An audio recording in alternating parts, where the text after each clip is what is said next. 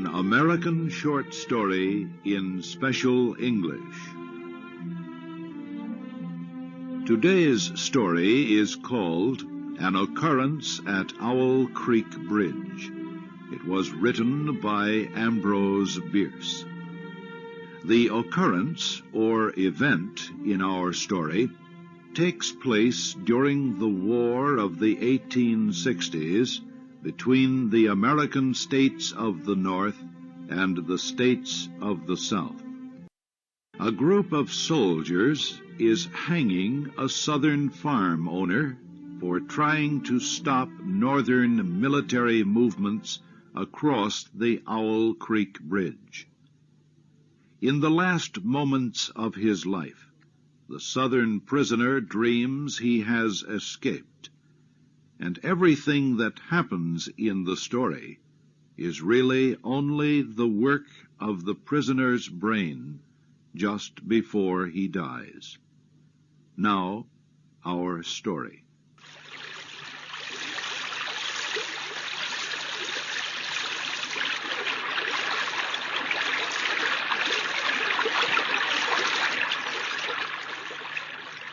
A man stood on a railroad bridge in Alabama, looking down into the swift waters of the Owl Creek River below. The man's hands were tied behind his back. There was a rope around his neck. The rope was tied to part of the bridge above him. 3 soldiers of the Northern Army stood near the prisoner, waiting for their captain's orders to hang him. Everybody was ready. The prisoner stood quietly. His eyes were not covered. He looked down and saw the water under the bridge. Now he closed his eyes. He wanted his last thoughts to be of his wife and children. But as he tried to think of them, he heard sounds again and again. The sounds were soft, but they got louder and louder and started to hurt his ears. The pain was strong. He wanted to shout, but the sounds he heard were just those of the river running swiftly under the bridge.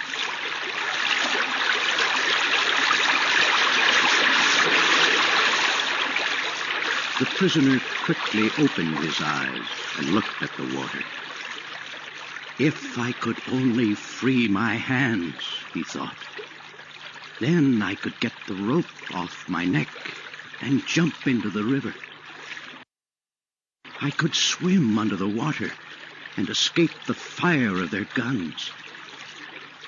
I could reach the other side of the river and get home through the forest. My house is outside of their military area, and my wife and children are safe there. I would be, too. While these thoughts raced through the prisoner's mind, the captain gave the soldiers the order to hang him. The soldier quickly obeyed. He made the rope firm around the prisoner's neck, then dropped him through a hole in the bridge.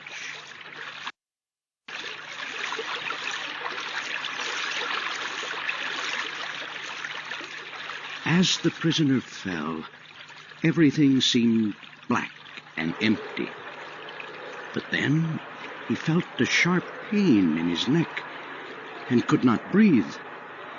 There were terrible pains running from his neck down through his body, his arms and his legs. He could not think. He could only feel, a feeling of living in a world of pain. Then, suddenly, he heard a noise, something falling into water. There was a big sound in his ears. Everything around him was cold and dark. Now he could think. He believed the rope had broken and that he was in the river. The rope was still around his neck, and his hands were tied. He thought, how funny to die of hanging at the bottom of a river. Then he felt his body moving up to the top of the water. The prisoner didn't know what he was doing, but his hands reached the rope on his neck and tore it off. Now he felt the most violent pain he had ever known. He wanted to put the rope back on his neck. He tried, but could not. His hands beat the water and pushed him up to the top. His head came out of the water. The light of the sun hurt his eyes. His mouth opened, and he swallowed air. It was too much for his lungs. He blew out the air with a scream. Now the prisoner could think more clearly. All his senses had returned. They were even sharper than before. He heard sounds he never heard before, that no man's ears ever heard.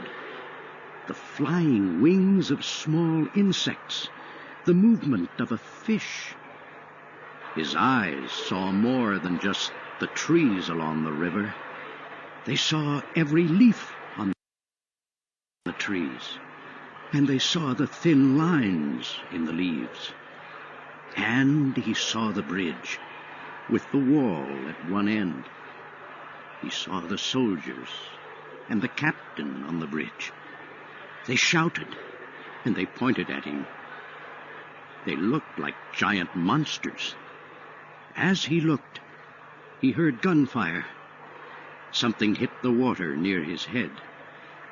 Now there was a second shot. He saw one soldier shooting at him. He knew he had to get to the forest and escape. He heard an officer call to the other soldiers to shoot. The prisoner went down into the river, deep, as far as he could. The water made a great noise in his ears, but he heard the shots. As he came up to the top again, he saw the bullets hit the water. Some of them touched his face and hands. One even fell into the top of his shirt. He felt the heat of the bullet on his back. When his head came out of the water for air, he saw that he was farther away from the soldiers, and he began swimming strongly. As he swam, the soldiers fired their rifles. Then they fired their cannon at him, but nothing hit him. Then, suddenly, he could not swim. He was caught in a whirlpool which kept turning him around and around. This was the end, he thought. And then, just as suddenly as it had caught him, the whirlpool lifted him and threw him out of the river. He was on land.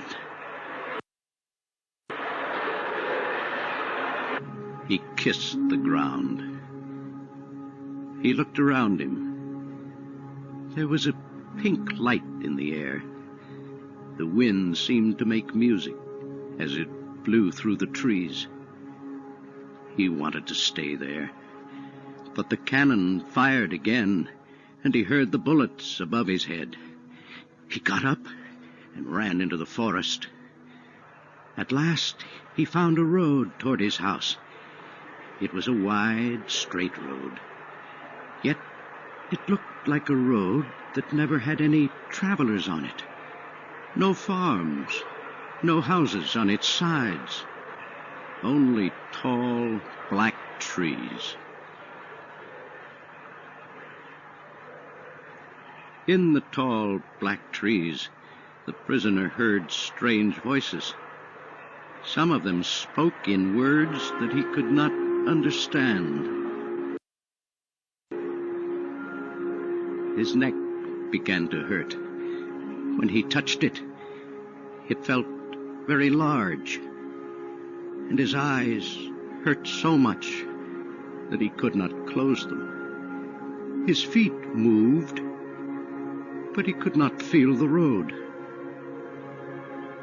As he walked, he was in a kind of sleep.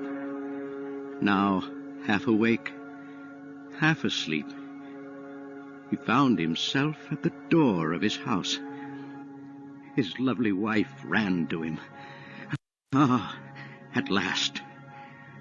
He put his arms about his beautiful wife, and just then he felt a terrible pain in the back of his neck. All around him there was a great white light and the sound of a cannon. And then darkness and silence.